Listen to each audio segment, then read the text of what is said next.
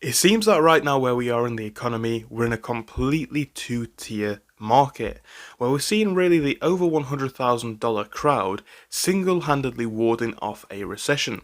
And the reason for that is because the squeeze on the lower and middle classes is becoming very intense. The cost of living is high, people do not have the spending power that they once had.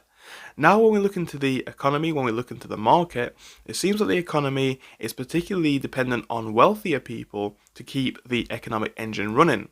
So, they don't love the high prices that we're facing at the minute, but they can obviously keep spending through it. They have the money, they have the spending power, and perhaps the economy as a whole is more dependent on that than people like to believe. Now, that doesn't matter because when we see this pullback in spending on lower and middle class income, and lower and middle class spending as well, is there any surprise that we're going to see that impact the way that customers behave and the way that brands have to behave to keep up with current market trends? Well, probably not. And it's quite interesting because right now, where we are in today's economy, it's not just the average brand being affected.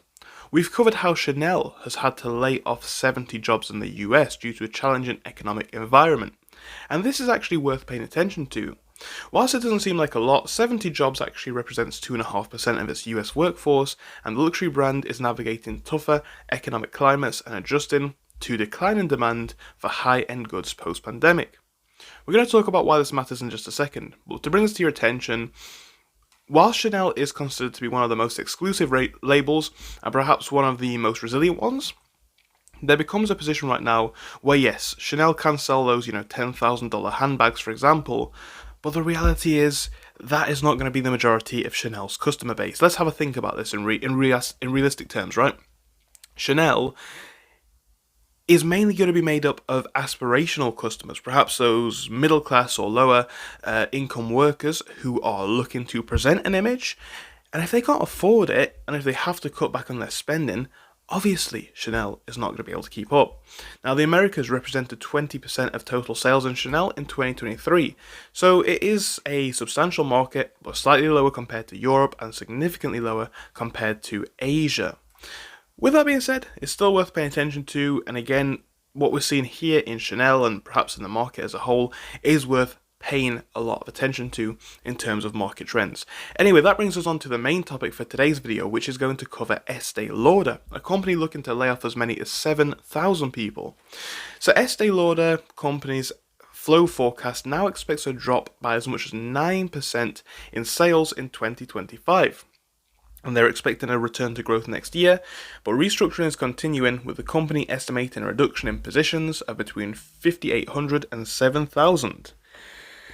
Again, this seems to be really the only way that companies in this sector can compete. The demand is slowing, and if it does begin to grow in the future, that's of course great.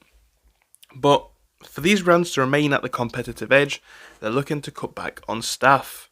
So we've seen travel retail becoming an Achilles heel with a significant decline in quarter 3 of 2025, with organic sales dropping by 28% year over year. So this continues ongoing challenges by the Asia market, where they're currently having some issues. The company overall saw a segment decline, and that was a major contributor to the organic sales drop for the quarter. Excluding travel retail, the rest of the business saw a much smaller 3% decline, which shows you the significance of this market and this approach.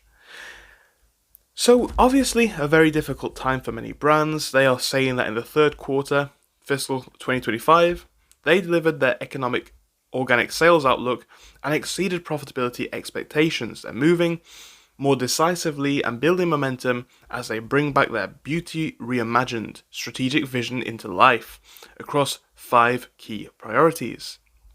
So, the global organic sales trends, excluding travel retail, showed a sequential improvement, with strategic reset of travel retail business well underway to reflect the industry trends and market conditions. They expect things to get better, perhaps next year, but overall, we're seeing sales drop. Skincare net sales dropping by 11%, makeup sales decreasing by 7%. We are seeing so many key markets, right? Healthcare net sales decreasing by 10%. It's all worth paying attention to. Sales in the Americas saw a 5% sales decline. And this kind of relates to what we were speaking about with other brands like Chanel, right? In Europe, the Middle East, and Africa, a 16% sales drop, obviously quite substantial, with the Asia Pacific sales falling by 1%, with growth in mainland China offsetting declines in Hong Kong. So it tells you the kind of general trend of this industry, of this brand, of this market. As we said, as I discussed, yes, a lot of people who look to buy Chanel goods, who look to buy Estee Lauder goods, are those aspirational customers. The customers who are feeling the most squeezed at the minute. It's a challenge for them to maintain that lifestyle, and perhaps we're going to see drops like this and layoffs like this continue. Let me know what you think to it in the comments, guys. Thank you for your time, and hopefully I'll see you again soon. Goodbye.